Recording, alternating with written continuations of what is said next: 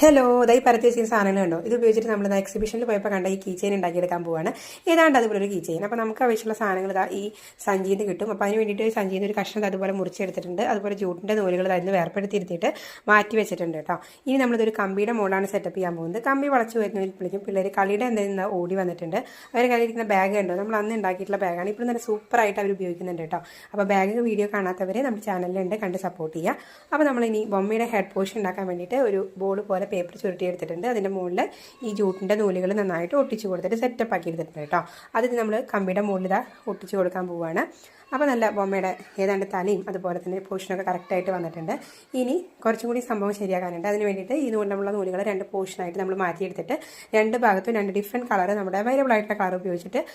കൊടുത്തിട്ടുണ്ട് നന്നായിട്ട് ഉണക്കിയെടുത്തു ഇനി നമ്മൾ അതിൻ്റെ ഡ്രസ്സ് പോലെയൊക്കെ ഒന്ന് ആക്കി കൊടുക്കുന്നുണ്ട് അപ്പോൾ നമ്മൾ ഏതാണ്ട് അതുപോലുള്ളൊരു കുഞ്ഞു ബൊമ്മ റെഡി ആയിട്ടുണ്ട് കണ്ട് ഇഷ്ടപ്പെട്ട് ലൈക്ക് ചെയ്യുക ഷെയർ ചെയ്യുക ചാനൽ സബ്സ്ക്രൈബ് സപ്പോർട്ട്